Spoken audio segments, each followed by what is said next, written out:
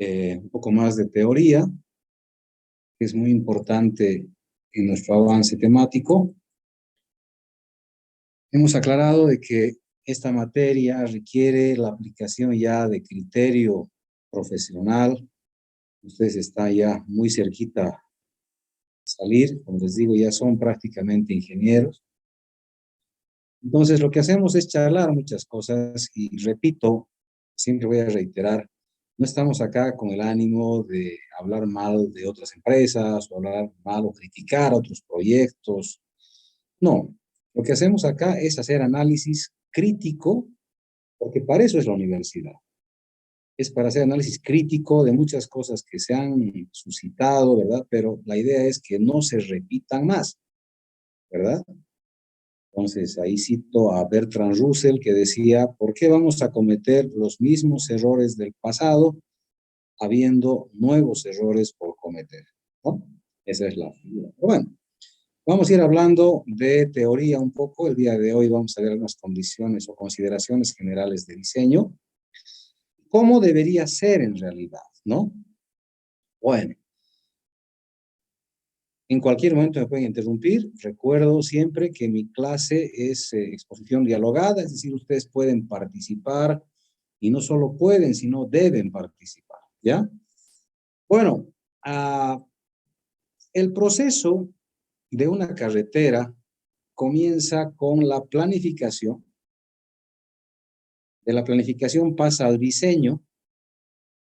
De diseño pasa a la construcción. Esta construcción me reporta una experiencia.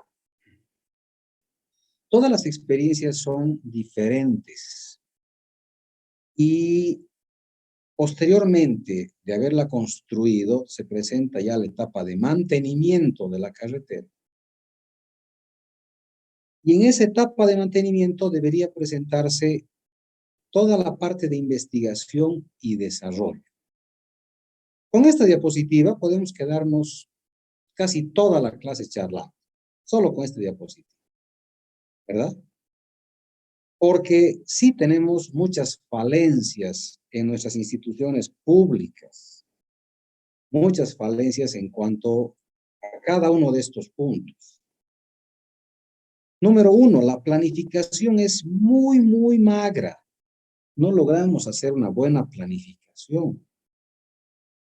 Le cargamos todo al proyectista. Ustedes en esta materia están en esta etapa de diseño y vamos a hablar un poco también de construcción y vamos a hablar un poquitito de mantenimiento, ¿verdad? Hablamos también un poquitito de mantenimiento. Pero estamos casi diríamos un 80% hablamos de diseño, un 10% de construcción y un 10% de mantenimiento. Ustedes están trabajando en el diseño geométrico, que es el paso 2. En la construcción, a ver, iremos otra vez. Vamos a la 1. Magra planificación. ¿Quién tiene que hacer esta planificación? Las alcaldías, las gobernaciones, etcétera. Ellos tienen que planificar sus obras. He terminado 2 pavimentos rígidos hace un mes, bueno, no es un mes. He entregado el último día de compadres. Va a ser, sí, un mes, ¿no? Nada, el tiempo pasa muy rápido. Demasiado rápido. Día de compadres entregué uno de los pavimentos con una fiesta muy bonita. Y lo divertido es que un pavimento bello, un pavimento hermoso, y resulta que no tienen alcantarillado. O sea, yo hago la construcción porque a mí me contrata la alcaldía. Pero no tendrían antes que preocuparse de tener alcantarillado, de tener agua potable, alcantarillado, fibra óptica, su red de gas, porque ahora van a tener que ir los de CEMAPA a romper todito el pavimento nuevo que está recién construido. Estamos hablando de la ciudad de Cochabamba, no estamos hablando de pueblitos alejados, ¿verdad? Donde hay problemas más críticos, no hay profesionales. No, aquí sí tenemos ingenieros en la alcaldía, muchos ingenieros, tenemos ingenieros en CEMAPA, muchos ingenieros, que tendrían que sentarse a la mesa juntos y planificar la pavimentación de Cochabamba. Algo muy sencillo. planifica. 2, el diseño. La mayoría de los proyectos viene con diseños muy malos. Y a veces sin diseño. Y se dan los proyectos llave en mano. Se adjudica un tipo, ya, tienes que hacer todo viejo. Tienes que hacer la planificación, el diseño, la construcción y antes de irte un poco de mantenimiento. ¿Qué les parece? ¿Les parece lógico? La respuesta es no debería ser así, pero sí es. ¿Qué podemos hacer nosotros para cambiar esto? Bueno, cuando estemos trabajando en una alcaldía, trabajemos en planificación. Si vamos a trabajar en pavimentos, pues iremos a ver la calle, hablaremos con el dirigente, le diremos, señor, ¿usted qué quiere? Quiero que pavimente en mi calle. Muy bien.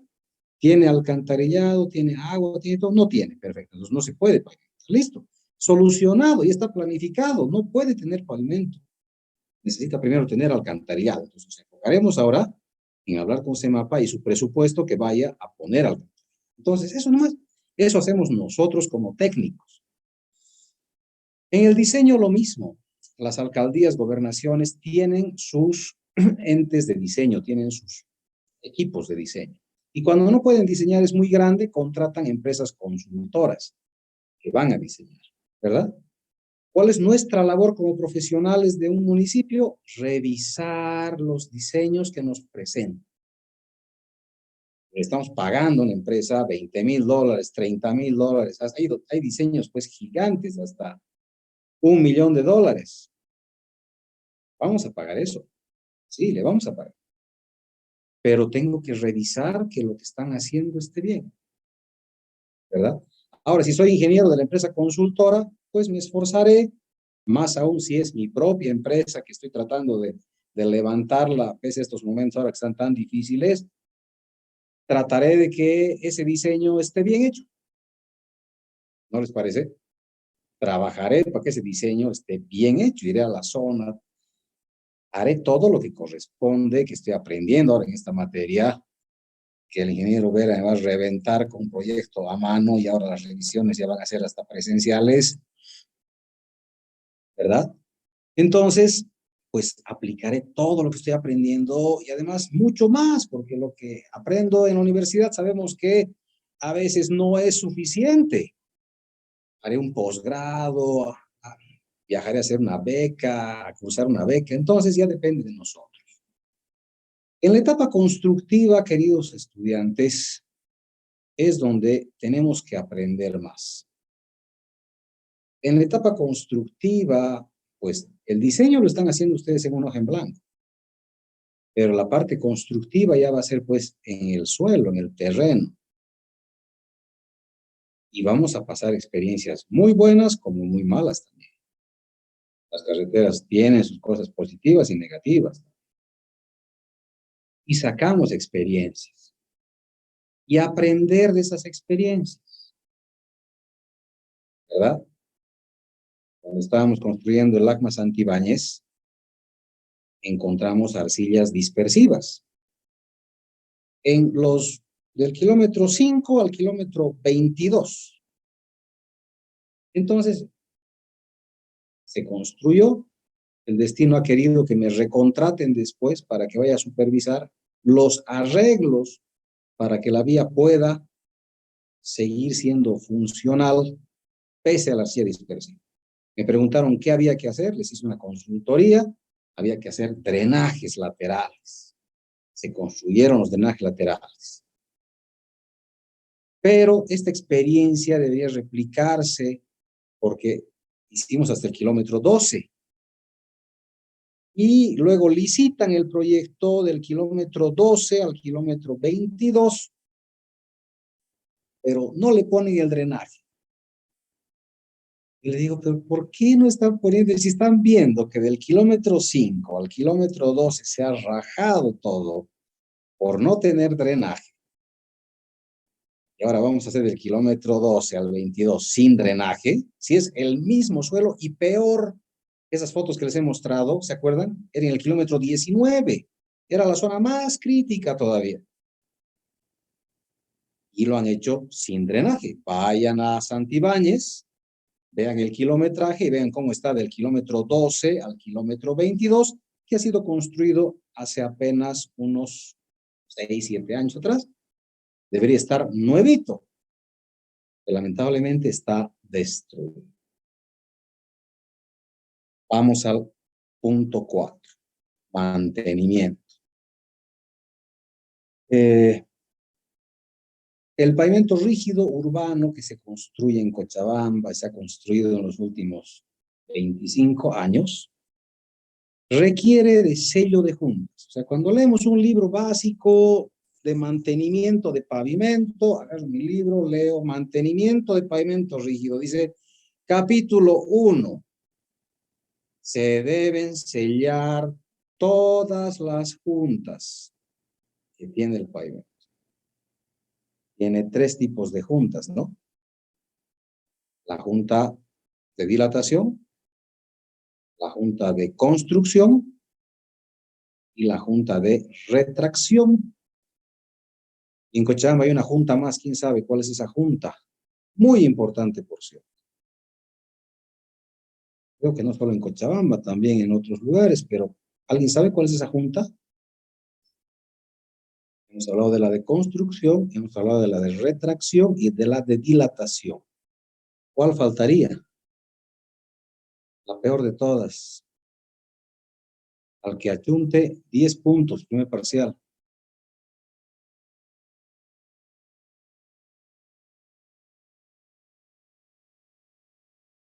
Están buscando en Google, ¿no ve? Se han hecho pescar ya. ¿Cuántos tipos de juntas hay en Google? A ver, le preguntaremos a Google, ¿qué dice? ¿Cuántos tipos de juntas tiene el pavimento rígido? En general, hay 4 tipos de juntas para pavimentos de hormigón. Bueno, ¿pero cuáles son? Hay por su forma y el IBCH hace por la forma. ¿Ve? Pero en realidad era una broma. Los 3 tipos de juntas son básicamente esos. El IBCH no sabe nada. La cuarta junta es la junta vecinal, la peor de todas. En Cochabamba los vecinos hacen lo que les da la gana. La junta vecinal es la peor. Bueno, avanzaríamos un poquito. Haciendo chistes a la computadora es medio raro. De verdad que me gusta pasar mis clases presenciales y ver la reacción de mis alumnos cuando cuento mis chistes, pero contarle chistes a una computadora creo que me estoy volviendo loco. A ver, la planificación dice estudios geográfico-físicos, estudios económico-sociales, estudios políticos. Muy bien. Ahorita vamos a analizar de que en mi criterio así deberías. Así dicen los libros, así lo dicen todos los expertos en carreteras. En la planificación está el estudio económico social. No sé a quién se le ha ocurrido, honestamente no lo sé. No sé a quién se le ha ocurrido, pero lo que han hecho es cortar de aquí y pegar aquí abajo. Es decir, nos han bajado al diseño la parte económica social. Y uno le pregunta a los del gobierno, ¿por qué han hecho esto? Y no estoy hablando de recién, esto se hace 20 años atrás. ¿Por qué hacen esto? Porque quieren que se demuestre que el proyecto no es un gasto, sino es una inversión. ¿Cómo se demuestra esto? Decimos, pucha, en el lugar hay papa, ¿no ve? Entonces, cuando tengamos el camino, la papa va a salir y la producción va a crecer, las hectáreas de papa se van a incrementar. Entonces, ahorita venden tantas hectáreas y con el proyecto desarrollado van a sacar más hectáreas de papa. El proyecto cuesta 1 millón, pero en 20 años nos van a devolver, se va a devolver 50 millones. O sea, es un éxito absoluto. Eso es lo que quieren escuchar. Pero no siempre es así. Y es por eso que muchos proyectos en zonas pobres no se ejecutan. porque la relación costo-beneficio, o al revés es beneficio-costo, ¿verdad?, sale menor a 1. Es decir, es un gasto, no es una inversión. Entonces ven eso los economistas, no conviene hacer esto. ¿Por qué razón? Se va a gastar 50 millones, pero vamos a recuperar apenas 20 millones. Entonces, está mal. ¿Cuánto sale? Dividir.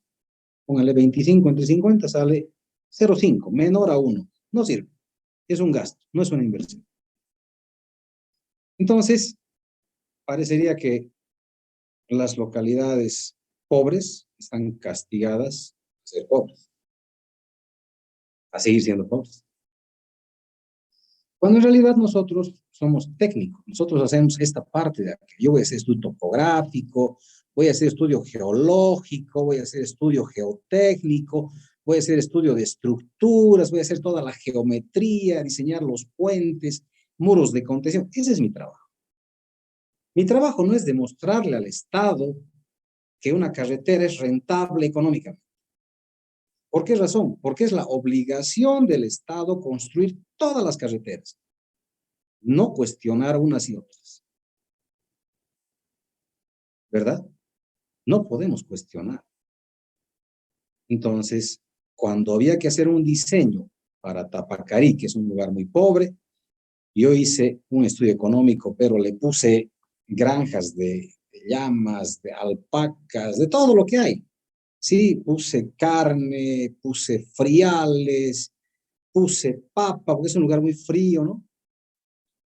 Entonces puse turismo, puse hoteles, y cuando presenté, me llamó un gran amigo, bueno, es mayorcito, él fue profesor de mi papá, el ingeniero Ramón Oviedo Bellot, no sé cómo se mantiene el Ramón, o sea, vive en vinagre Ramón, sigue caminando por la calle feliz de la vida. Bueno, esto ha pasado ya hace casi 15 años atrás, pero Ramón me llama, él era el oficial mayor de la gobernación. Me llama y me dice, Carlitos, te estás haciendo la burla. Me dice, ¿cómo vas a presentar esto? Yo le dije, Ramoncito, ni tú ni yo sabemos qué va a pasar cuando esté la carretera construida. Pero no puedes poner, pues, tantas cosas. Me dice, pucha, el lugar se va a volver, pues, un paraíso. Yo le digo, ojalá se vuelva así, ¿verdad? Ojalá se vuelva así. O sea, no podemos poner que no hay nada. ¿Qué producción tiene ahora? Nada. ¿Qué hay en el lugar? Piedras, ¿verdad? Entonces, ¿no se va a hacer carretera? ¿No merece la gente que vive ahí, aunque sean 10 personas, no merecen una carretera? No, pero hay que priorizar lugares de producción económica. Bueno, entonces, pues, ¿para qué mandan a diseñar? Directamente, pues, nos olvidaremos de esos lugares y no llamaremos ni siquiera para que diseñen. Entonces, se dan cuenta, es una cosa bastante complicada que ahorita recordando eso me pongo a renegar, porque nos obligan a nosotros como profesionales de ingeniería civil a que indiquemos que económicamente no es factible, y eso no es correcto. Yo creo que todos tienen los mismos derechos y nosotros debemos darnos el diseño nada más para que diseñemos las carreteras y se construyan todas las carreteras, ¿verdad? Pero bueno, habían pues los diseños TESA, ahora ha cambiado un poco, eran técnico, económico, social y ambiental, los estudios TESA, ¿no? Pero bueno, de ahí pasamos a la construcción. Aquí podemos hablar también bastante. Me gusta mucho dirección de obra. Miren, me hubiera gustado mucho dictarles dirección de obra. Ya llevo 20 años trabajando en estas cositas. He sido supervisor, he sido director de obra, he trabajado en topografía y he trabajado en mecánica de suelo. Es hermoso, es hermoso. ¿Qué les puedo decir? Esta es mi profesión, me gusta. He estudiado para esto y cuando salía a construir carreteras, ¿verdad? Salía sonriendo. Cuando salía a diseñar vías, pucha, ahora ya no hay diseños, les decía, ¿no? Solo hay tesistas. Entonces, pues uno va feliz a la obra, uno va sonriendo a la obra y es lo que alguien dice, si tú haces en la vida algo que te gusta, nunca tendrás que trabajar para vivir, ¿verdad? Esa es la realidad. Luego tenemos la operación y mantenimiento. ¿verdad? Hacer un análisis general de tránsito, hacer el mantenimiento, que ya vamos a verlo más adelante con todo detalle, mantenimiento preventivo, mantenimiento correctivo y mantenimiento de reconstrucción al final, ¿no ve? Entonces, los mantenimientos que lleva una carretera. Y esto de acá que no tenemos las agallas en Bolivia para poder controlar, que es el control de cargas, ¿no? En todas las trancas tiene que haber, debería haber control de cargas. No pueden hacer investigación, hagan su tesis del control de cargas. Es totalmente válido. Como las carreteras nuevitas, recién entregadas, con el primer camión que pasas de carga destructiva, están destrozando y aplastando la plataforma, ¿verdad? Que no está diseñado para camiones tan cargados. Estudio mecánica de suelos y finalmente la reconstrucción total de la vía cuando ya no se puede hacer mantenimiento, ¿no? Pero a ver, iremos charlando un poquito de los puntos. Aquí en la planificación, decíamos en la parte económica, tenemos que analizar la parte agrícola, ganadera, forestal, minera, ¿verdad? Todo lo actual, ¿sí? Tenemos que ver cuál sería el tema potencial. Esto deberían ver ellos. O sea, ahora, para que vean, es bastante gracioso porque nosotros contratamos un economista, el economista va a la alcaldía y se presta todos los estudios económicos de la alcaldía para transcribirlos, hace unas proyecciones y eso presentamos. O sea, presentamos lo mismo que ellos ya tienen. ¿Sí? No hay no hay mayores novedades. En potenciales habría que ver la parte industrial, comercial, turística, ¿verdad? Y eso es lo que define, pues, la necesidad económica de la vía. Es decir, si la vía no presenta necesidad económica, pues medio que no se debería construir. Esa es la triste realidad, ¿no? Entonces, en base a todos estos elementos, se define una ruta.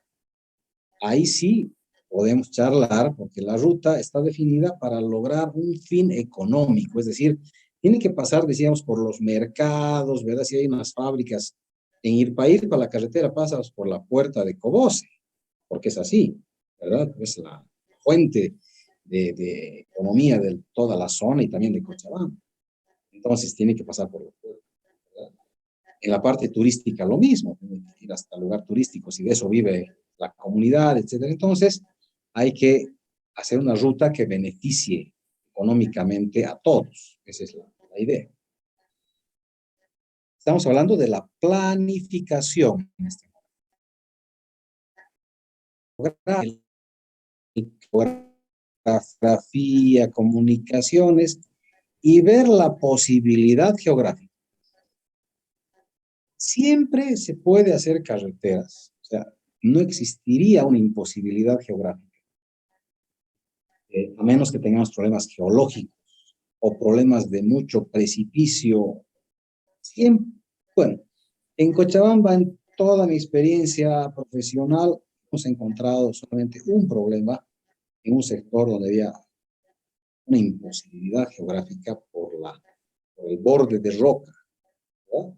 Entonces había que hacer una variante de camino o en su defecto un túnel, pero no había plata para túnel. Entonces, esto también define la categoría de la carretera que estamos haciendo. O sea, en función a la geografía, yo también le doy una categoría a la carretera. Y ahí hacemos un pequeño estudio previo, así debería ser. Las alcaldías hagan este pequeño estudio previo. En la parte política, básicamente, lo que se define son los dólares. Esto es lo que se define en la parte política. ¿Quién paga? Hay que ver que, por ejemplo, la alcaldía de Cochabamba se encarga de las calles de la ciudad. Caminos de la Gobernación se encarga de los caminos vecinales en Cochabamba. Y la ABC se encarga de los caminos principales, de los troncales, ¿no? Se tiene que analizar, dice, la parte interna, departamentales y estatales, y la parte externa, tratados de alguna manera, préstamos. ¿Sí? Y esto va a definir la necesidad política, es decir, ahorita hablo de necesidad política, la vía a Sucre la vía troncal a Sucre se ha pavimentado hace 6 años atrás. O sea, hemos estado sin vía pavimentada a Sucre, si hablamos desde el año 1940 que se empezó a pavimentar en Bolivia, pues casi 70 años sin una vía troncal pavimentada. ¿Por qué razón? Porque no había necesidad política. Chuquisaca gastó toda su plata y logró la pavimentación hasta el límite Chuquisaca con Cochabamba, que era Aiquile, bueno, Puente Arce, cerca a Iquile. Pero de Puente Arce a Cochabamba era tierra, y una tierra horrorosa, horrorosa, descuidada. Entonces, no había necesidad política, no querían vincularse con Sucre, porque ¿qué produce Sucre? Muy poco, ¿no? Lamentablemente, económicamente, muy poco. Chocolates. El país tiene estos problemas.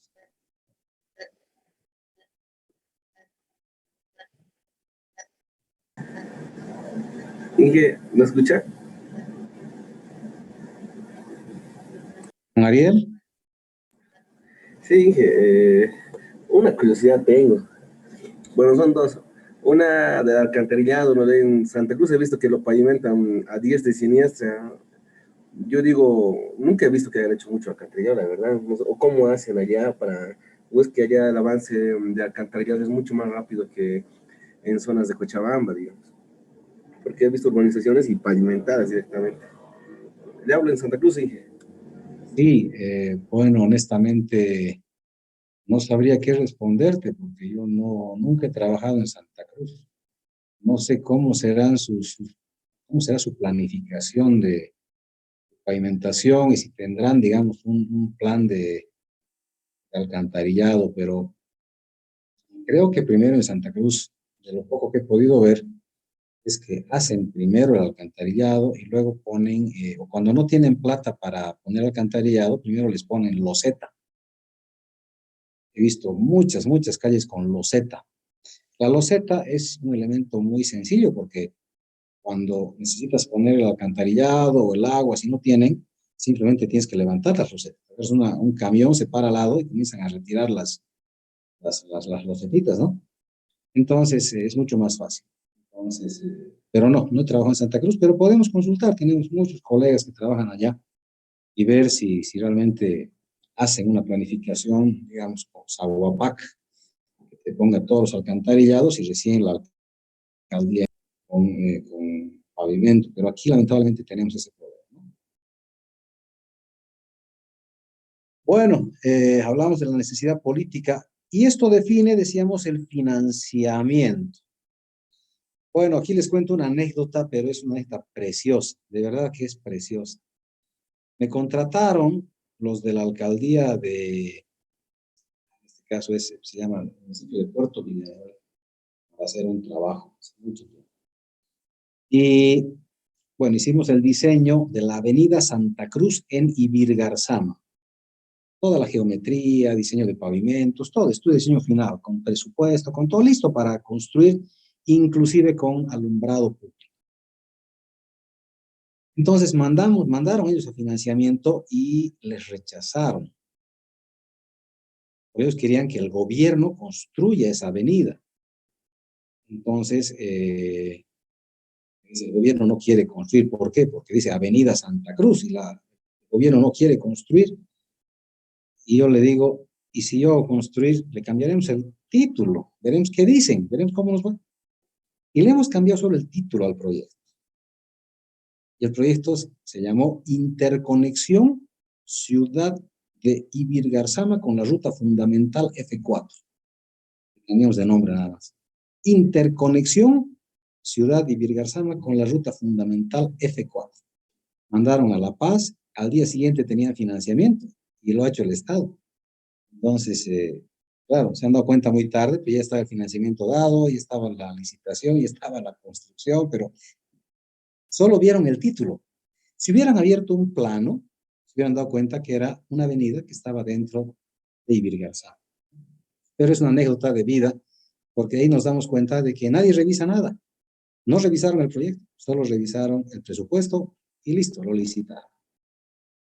Bueno, en el proyecto que ustedes están haciendo se ha comenzado, bueno, tenemos gente que está pidiendo ingresar, no sé qué ha pasado. Son las 19:24. Están queriendo ingresar a clases. Muy complicado, ¿no? Bueno, el proyecto que están haciendo ustedes está definido básicamente por la geometría. El estudio topográfico viene a ser casi la geometría, ¿no? Pero tiene que estar también unido a suelos, geotecnia y a la parte de estructuras, ¿no? En estructuras hablamos de todo lo que es puentes, alcantarillas, muros de contención, ¿no? Aquí está la carta geográfica del IGM, ¿verdad? Con estas cartas comenzamos a trabajar. Nos da una pequeña idea de cómo más o menos puede ir nuestra vía. Aquí tenemos el uso de suelo justo de Puerto Villarroel, ¿verdad? Para ver cómo va la cosa, por dónde podría pasar. Este plano es antiguito y había mucha zona deforestada en Puerto Villarroel, ¿no? A la fecha no sé cómo estará. Bueno, aquí se pueden ver el camino, ¿verdad? Que está acá. Voy a poner un resaltadorcito. Pero láser, este es el camino.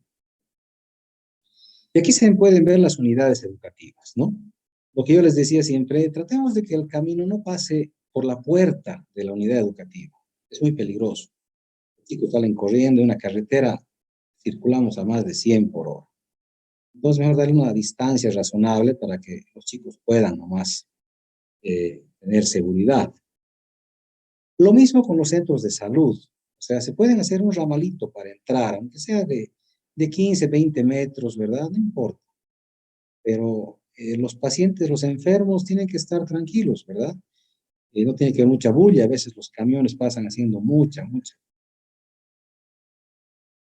Pero sí los centros de comercio. Aquí se fijan, los caminos pasa por la puerta del mercado.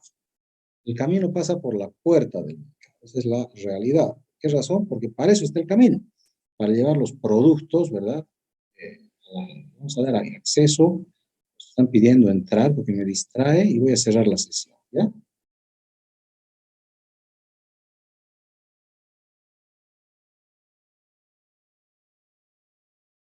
Muy bien.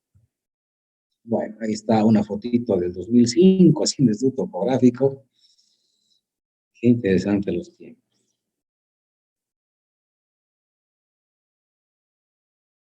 Eh, Ver la localización de rutas. Esta ruta fue una que diseñamos también. Este es el camino al centro de alto rendimiento. Ha quedado, creo, medio abandonado el pobre centro. Pues hay que ver por dónde se puede pasar. Dice selección de la locación de rutas posibles, levantamiento topográfico, estudio de trazo, movimiento de tierras, estudio de los cauces en los cruces, trazo definitivo sobre el terreno. Luego viene el afinado del trazo, la curva masa, planos de construcción y presupuesto. Eso es lo que nosotros vamos a hacer durante este semestre. Esto ya no corresponde, pero tienen ustedes que saber, cuando vayan a ver proyectos, hay que hacer reconocimientos geológicos, hidrológicos, ¿verdad? Y ver cómo está la zona. Es muy importante ir a ver, cuando hacemos un diseño vial, es muy importante ir a ver la zona. El reconocimiento tienen que hacerlo ustedes, porque se notan los taludes, se notan las fallas. Entonces, podemos prever, ¿verdad?, algún tipo de problema que podría ocurrir adelante. Estudio geológico del trazo definitivo, sondeos para formar el perfil de suelos, abundamientos, compactaciones, estabilidad de plataformas, drenaje, dice procedimientos de construcción, etcétera, etcétera, etcétera. Son todos los elementos, casi como receta de cocina, que tenemos que ir siguiendo, ¿verdad? Para poder tener éxito en el. Mecánica de suelos, estudio geohidrológico de los cauces en los cruces, estudio de cimentaciones de puentes y ver los materiales disponibles. siguientes, ¿no? Estas fotitos, les digo, en Trinidad les da tanta bronca. Estas fotos corresponden al proyecto de mantenimiento que se hizo de la ruta hasta Totor. Y bueno, estudios de estructuras, puentes, todas las alternativas de puentes posibles, ¿no? ¿Qué alternativas pueden ser? Buscando la más económica, lógicamente. Hay que ver la forma más segura también de cruce del río, hacer el cálculo estructural, planos, especificaciones, presupuesto, etc. Toda esa parte es la parte constructiva. Hoy día estamos tocando a grosso modo, pero más adelante vamos a ir tocando poco a poco también algunos puntos adicionales. En la parte de construcción tenemos que analizar todos estos elementos, ¿verdad? Y es muy divertido porque a veces el predicador es el que no cumple, ¿no? El predicador no cumple lo que predica. ¿Mm? En mis clases yo les hablo toda la vida de este punto que es la logística general. Y bueno, ahorita llego ahí. Comenzaremos acá, la parte de arriba, y voy a pararme después en la logística. Tenemos que ver en la parte de construcción dónde van a estar las oficinas y la administración de proyectos. Es decir, debemos buscar un campamento, ¿sí? Entonces, buscamos un lugar donde poder instalarnos, que estén las oficinas, la administración, la instalación de faenas. Ahí vamos a acomodarnos con todas las cosas, ¿sí?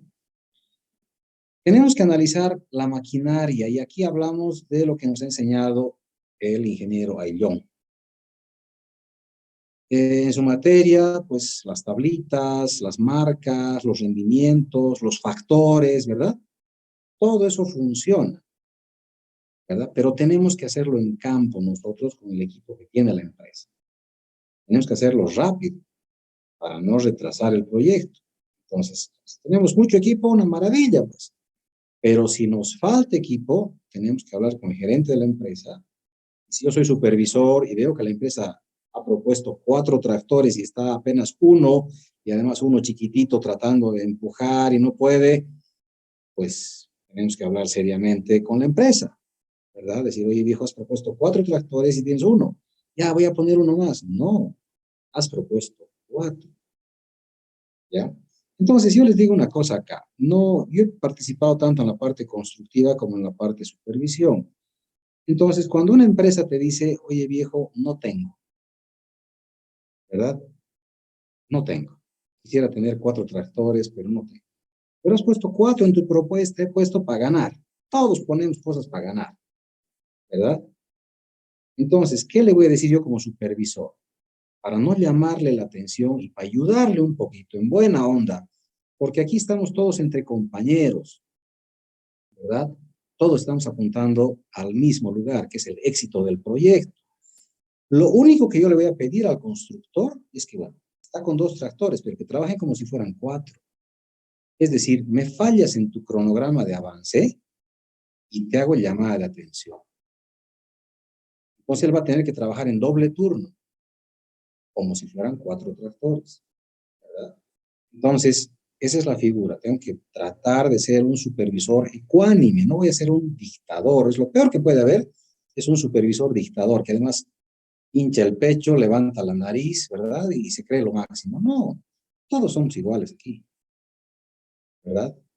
Entonces, no importan las maestrías, no importa nada. Todos estamos apuntando al mismo lugar. Lo peor que puede haber es un director de obra o un supervisor que, escucha, levanta, infla el pecho y se cree lo máximo.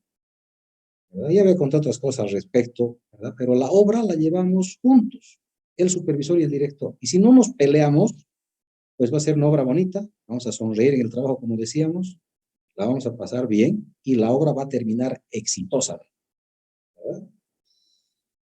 El tema de mano de obra es un poco complicado a veces porque los pliegos de muchos lugares obligan a que contratemos gente del lugar. Están en su derecho hasta cierto punto. Yo hice un empedrado muy grande acá en Pongo, el Pongo Ramírez, el kilómetro 111, les conté el otro día. Y me obligaban a tener el 60% de mi personal con gente de Caramarca. La gente de Caramarca no sabía hacer empedrados.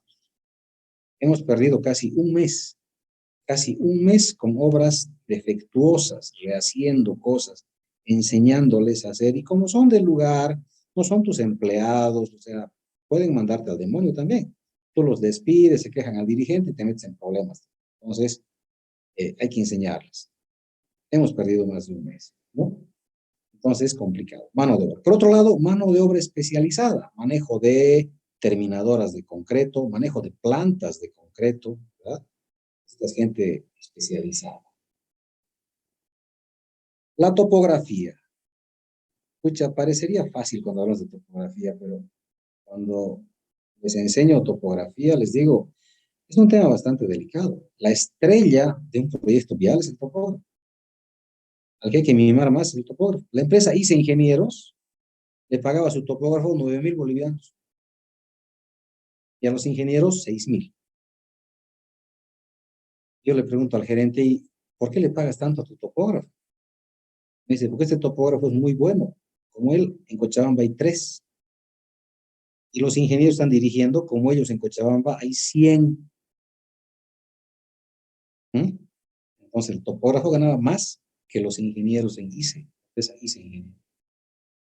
Entonces, esa es la figura real. Tienes que tener un buen topógrafo para que la obra salga bien. Si tienes un mal topógrafo, pues vas a tener graves conflictos.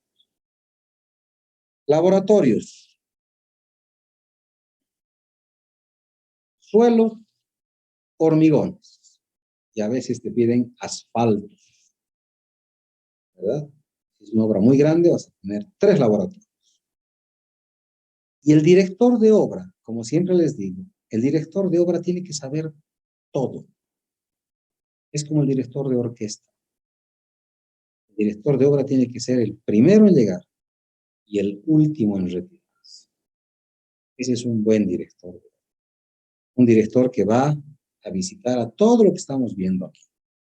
Va a ver el equipo cómo está funcionando, habla con los responsables de equipo, pregunta qué están fallando y te van a decir, ingeniero, pucha, sus frenos están fallando, hay que hacer mantenimiento, combustible no llega a tiempo, el aceite no le hacen bien el cambio, etcétera. O sea, el director de obra tiene que estar hablando con todos, hablar con la mano de obra. Como les digo, el director de obra tiene que ser el más humilde de todos. Cuando tenemos un director de obra farsante, hecho al tipo, la obra no funciona. Porque todos comienzan a agarrarle bronca al director.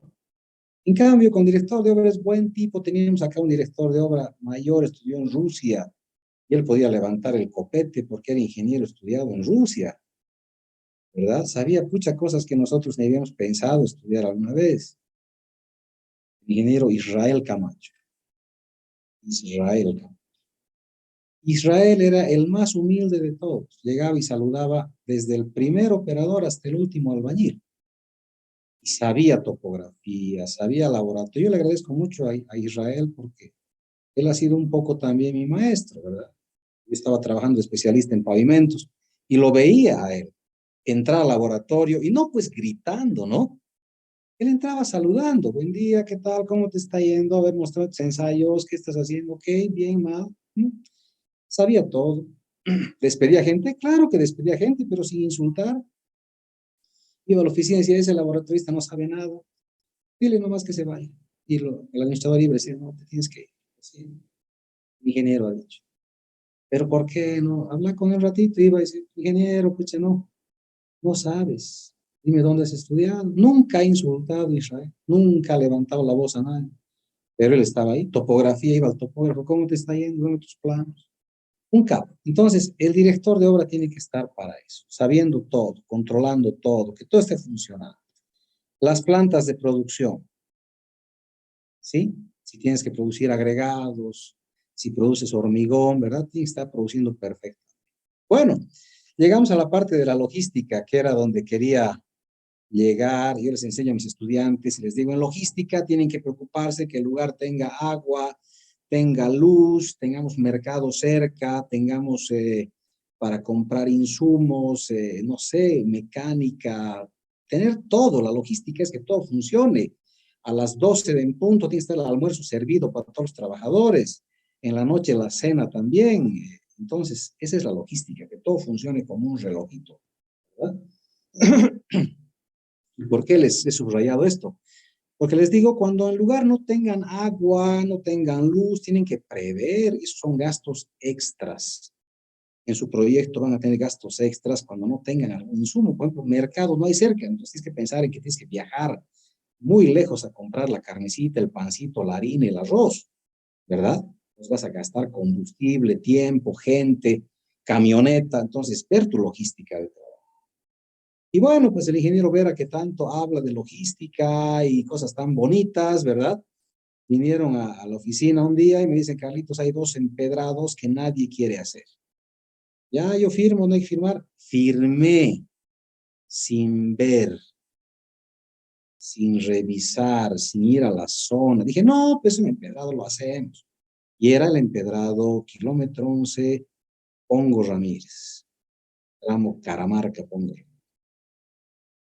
5.000 metros de altura, no había luz, no había agua, no había campamento para que duerma la gente y la temperatura bajaba a -14 grados.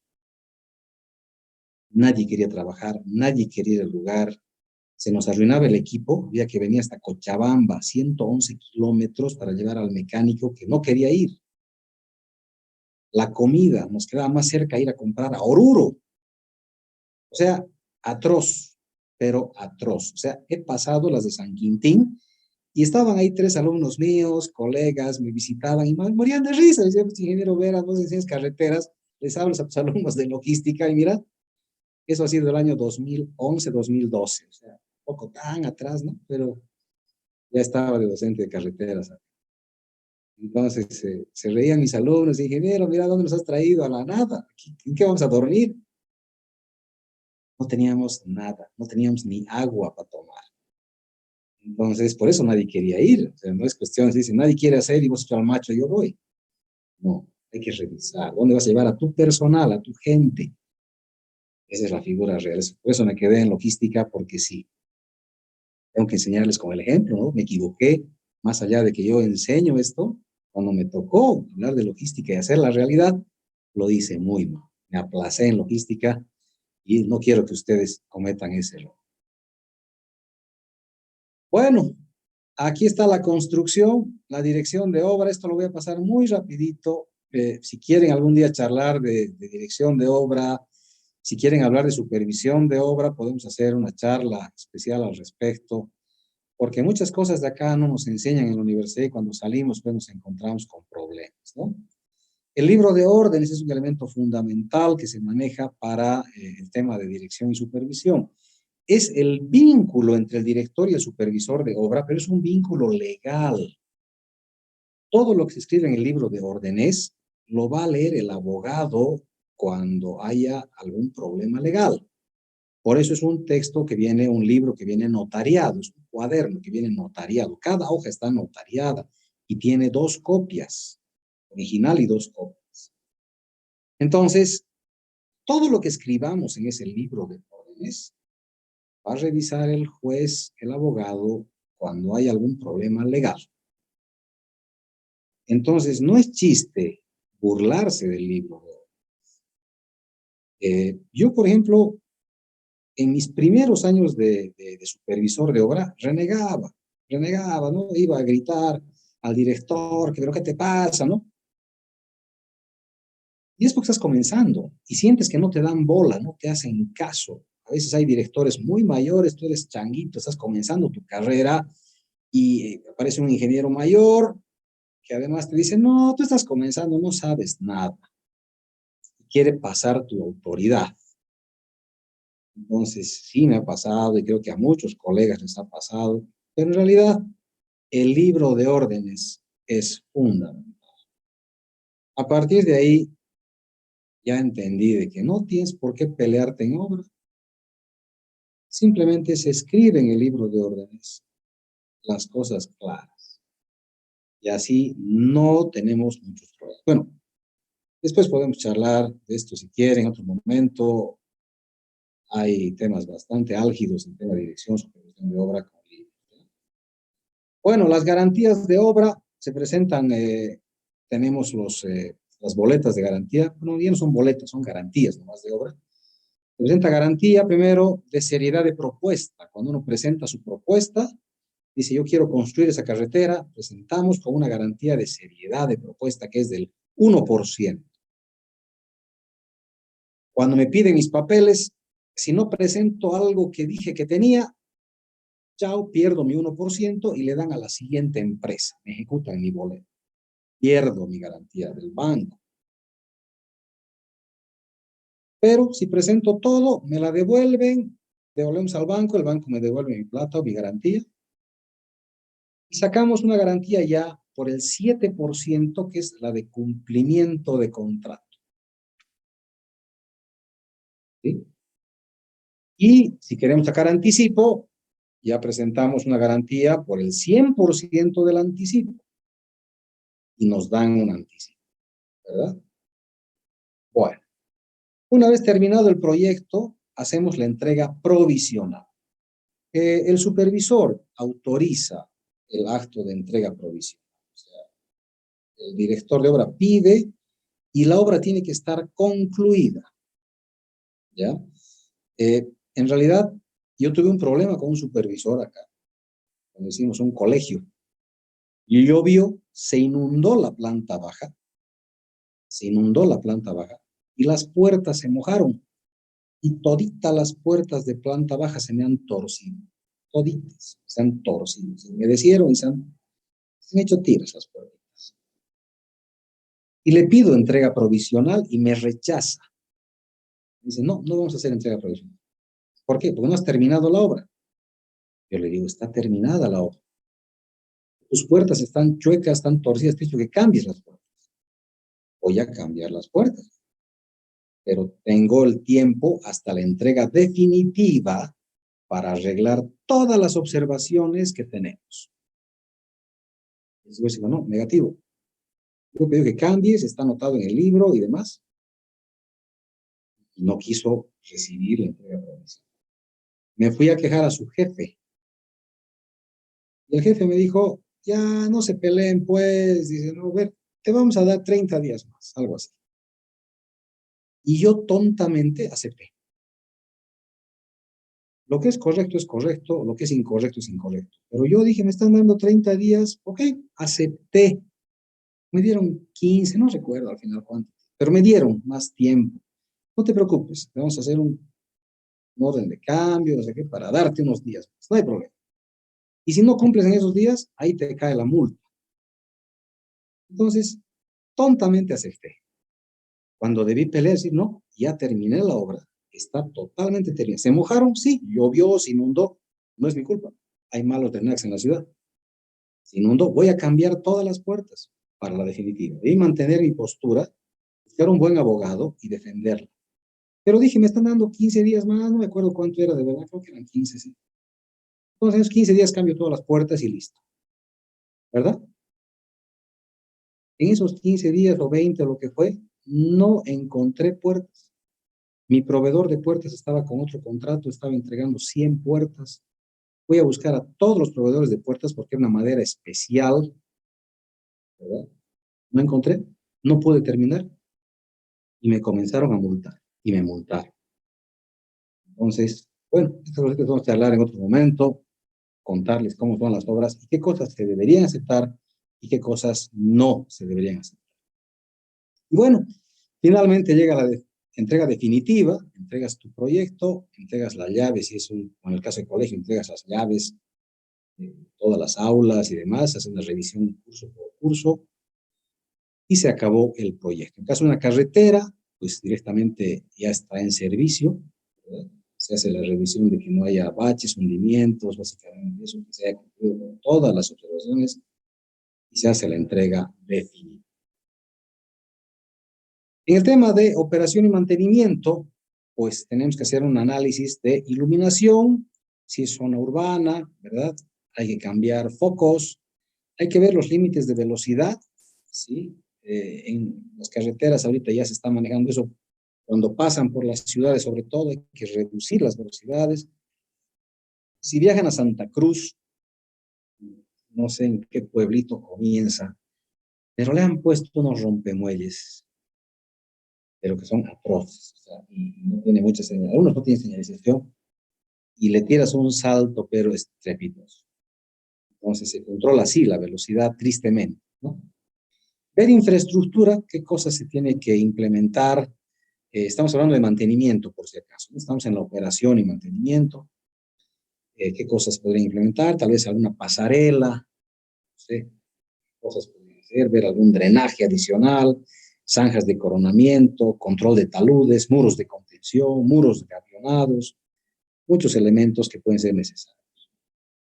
Ver si fuera necesario cambiar señalización. Usualmente la señalización sufre vandalismo, los camiones a veces salen del carril y tumban la señalización.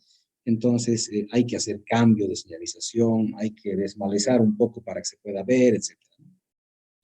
Las cargas, ver cómo está funcionando. Bueno, hemos hablado de la ley de cargas, ¿verdad? Analizar y controlar las cargas. En muchos casos, ¿verdad? Cuando hay puentes que sufren algún tipo de pequeño colapso, si quieren ustedes, ¿no? Que el término no es correcto, un pequeño hundimiento, además, hay que revisar que camiones pesados pues, no puedan pasar por el puente o reforzar, ver qué está pasando, ¿sí? Antes de tomar decisiones de demoler, por ejemplo, ¿no? Este tema de estacionamiento, ¿sí? En muchas carreteras se ha implementado, tenemos parqueos, tenemos, bueno, le han puesto un nombre muy feo, ¿no? Los del ABC, dice refugio ABC. No es refugio, es una zona de estacionamiento y hay zonas donde son miradores turísticos, donde te ponen mirador para que te parques un ratito, descanses, puedas comer algo, tomar un refresco con una vista bellísima, sacarte fotos en la carretera, ¿verdad? Pero le han puesto un nombre de refugio que no es tan correcto, ¿no? Pero ahí está. Y finalmente los accidentes. Los accidentes nos van a dar una idea, o sea, se van a producir accidentes. Tengo que hacer una evaluación justamente de si la carretera presenta algún inconveniente, tengo que corregir. Usualmente cuando tenemos vías de tierra, los accidentes son menores, porque los autos van más lento, ¿verdad? En los baches y demás son autos que van más suave. En cambio, cuando tenemos la vía pavimentada, los autos vuelan, los autos vuelan. Entonces tenemos que ver zonas peligrosas, ¿sí? Si en un lugar se presenta un accidente o dos accidentes o tres accidentes, tenemos que evaluar y ver si es por falta de visibilidad, poner una señalización. Si no voy a poder cortar y dar visibilidad, por lo menos pondré una señal en algún lugar que diga curva peligrosa, frenar, ¿no? Poner la velocidad a la cual se recomienda. Si le ponemos señal que diga curva peligrosa, ya estoy avisando al conductor de que en ese lugar tal vez ya ha habido accidentes. Entonces es la educación vial del conductor que ve, al ver eso, tiene que empezar a frenar. El tema de inspecciones de operación y mantenimiento, tenemos el sellado, el bacheo, la limpieza, el desbroce, la limpieza de derrumbes, la reposición de señalización y la reposición de plataforma, ¿no? Siempre comenzando, no se olviden, por el sellado. Esos son los parámetros más o menos.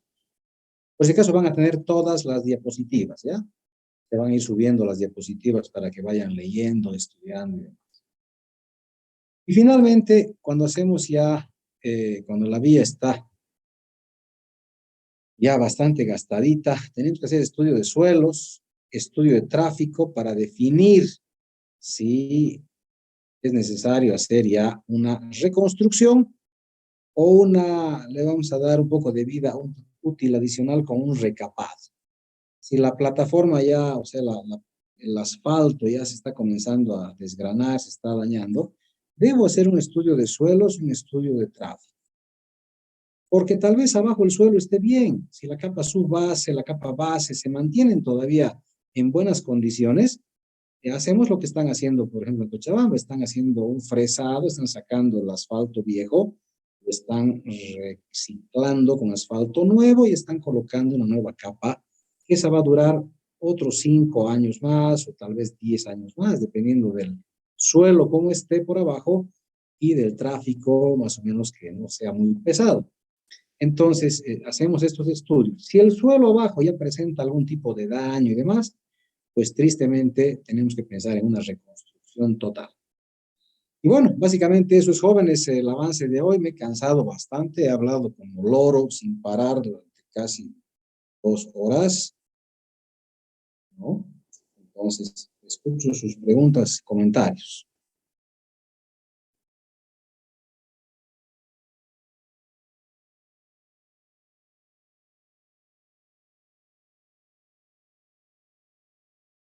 ¿Cuál es la parte más difícil a la hora de planear el proyecto? ¿Cuál es la parte más difícil a la hora de?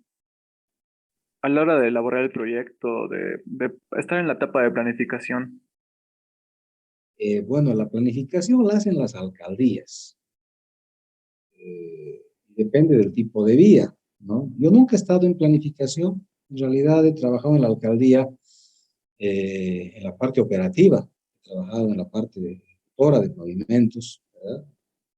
He peleado con mucha gente. Tengo fotos muy bonitas de la avenida Uyuni, por ejemplo, cuando era un basural.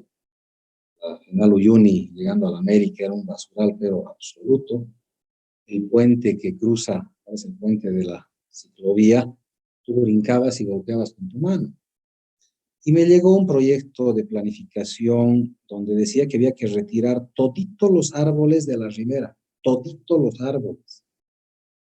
Entonces me fui a reclamar, me fui a planificación y dije, ¿quién es el ingeniero que está haciendo esto? Quiero hablar con él. Le dije, ¿qué te pasa? O sea, ¿tienes espacio suficiente? ¿Cómo vas a cortar y sacar toditos los árboles que están al borde? Ahí tenemos que hacer una acera, la gente pueda caminar por ese lado. Entonces se ha cambiado el diseño en ese lado. Entonces, si me preguntas a mí, ¿qué es lo más difícil en la planificación? Es lidiar con los ingenieros que hacen la planificación. Muchos de ellos ni siquiera van a ver el lugar, qué cosas están haciendo. Cuando hice la avenida Beijing, hasta la Juan de la Rosa, la hice yo, van a ver el diseño que tiene cordones de 40 de alto, tiene unos sectores que se han hecho unos cortes en bueno, no es jardinera, vamos a ver después que el nombre correcto es separador central, pero bueno, jardinera por ahora, tienes unos retornitos, o sea, no llegas hasta la rotonda, sino que antes de la rotonda tienes unos retornitos. Eso no querían hacer, por ejemplo. Me decían, ¿por qué tan alto el cordón, no? Yo le digo, porque es un separador central, tienes un canal al medio.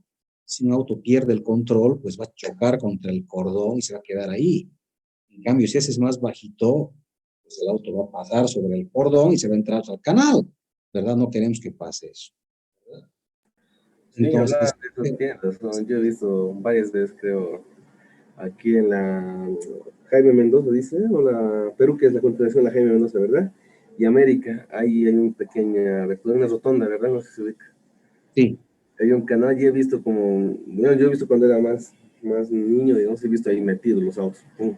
Y como se exactamente, era por el cordón también, ¿no? O sea, se subían tranquilamente y se entraban adentro. exactamente. O sea, es una cuestión de lógica y eso es lo que estamos desarrollando ahora. O sea, una cuestión de criterio técnico, ¿verdad? Si Sí, ustedes van ahora a la misma avenida Beijing, espérame un cachito, Juan Ariel, si van a la misma avenida Beijing desde la Juan de la Rosa hacia el norte, van a ver que han eliminado los retornitos que yo diseñé y han eliminado el cordón de 40. Han dejado un cordón de 20 y ya se han entrado autos al canal, ¿verdad? Entonces, esa es la figura. Creo que la planificación que pregunta Pablo, que es lo más difícil de la planificación, creo que lo más difícil es lograr un equilibrio entre el que planifica y el que construye. Lamentablemente, muchas veces los que planifican las vías nunca han construido, o no sé qué puede pasar. Eh, Como dice Juan Ariel, hay lugares donde en los canales, por ejemplo, han dejado 20 centímetros hacia la calle en un canal. Yo pondría 40, 50 en un canal porque nadie va a atravesar eso, nadie va a saltar eso, ¿verdad? eh, Hay que proteger al usuario. Entonces, la protección viene de nosotros, los técnicos. Si no pensamos, si no planificamos algo de la seguridad del usuario, pues estamos de más, ¿no? O sea, no es solamente ponerle asfalto o ponerle pavimento, tienes que planificar ¿Cuál es el retorno? ¿Cuál es la circulación, etcétera, para que la cosa salga? Adelante, Juan Ariel. Sí, bueno, cambiando un poco de tema, yo he conocido, por ejemplo, a un amigo que había egresado, ¿no?, de la carrera, y lo que me cuenta es que él estaba trabajando en una empresa, pero a él le querían hacer firmar, o sea, lo que decía alguien que estaba más arriba, puede ser un supervisor, ¿no? Quería que le haga así, más claro, economizar el cemento y esas cosas, pero con su firma de él. Y entonces, el mismo hecho de negarse a hacer eso, porque no estaba, digamos, ¿cómo se llama esto? Bueno, en lo que tenían que hacer, entonces lo han despedido, Inge. No sé si es que eso siempre pasa, y a veces por firmar tal vez iba a meter en problemas, ¿no? Porque estaba dando también su firma, ¿no? Como ingeniero.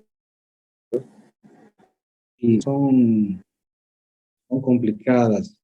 Bueno, no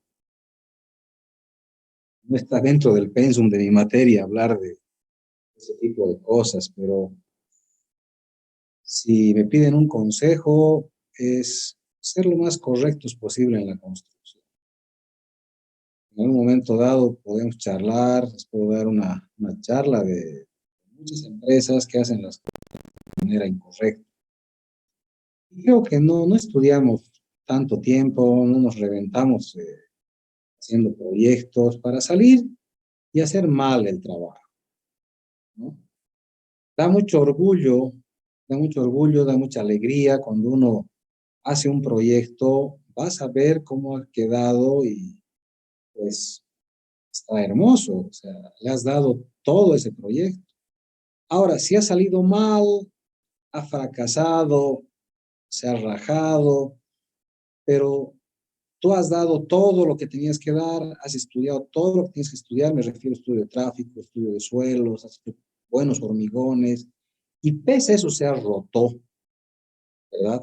Bueno, no te podrían echar la culpa, porque en realidad tú has hecho lo que era correcto. En este proyecto que les he contado de Pongo, que me ha causado muchos dolores de cabeza, se me han rajado 3 kilómetros de cuneta. 3 kilómetros de cuneta.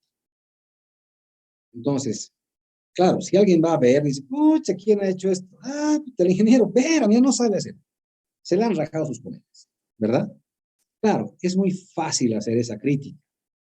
Pero la pregunta es, ¿qué decía el pliego? El pliego decía que las cunetas tendrán una separación de 1,50.